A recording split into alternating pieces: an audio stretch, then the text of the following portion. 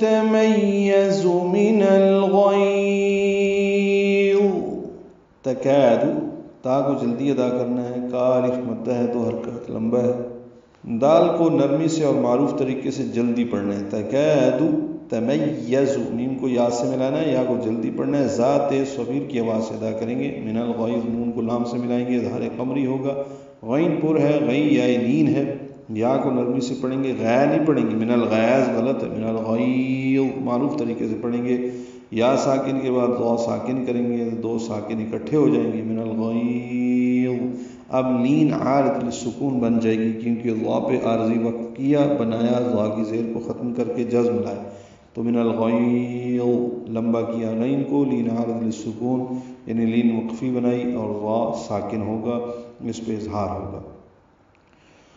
کلما القی فیہا فوج سألهم خزنتها الم یأتکم نذیر. کلما میں کاف لام باریک ہے، ما بھی مد منفصل ہے، الف مدہ کے بعد حمزہ دوسرے کلمے میں آنے کی وجہ سے. القیہ پچھلی آیت میں القو پڑھا، ابھی القیہ ہے، حمزہ اصلی ہے، لام سے ملائیں گے، اظہار قاف پر یا کو جلدی پڑھیں گے.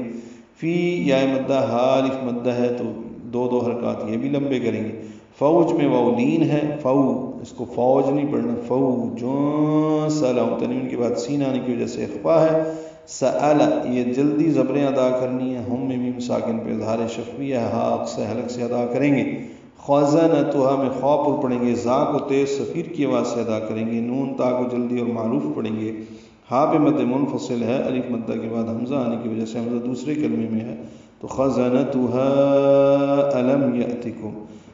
ہا کو 4 حرکات لمبا کریں گے، جیسے ہم نے کلما میں بتایا تھا 4 حرکات لمبا کیے تھے.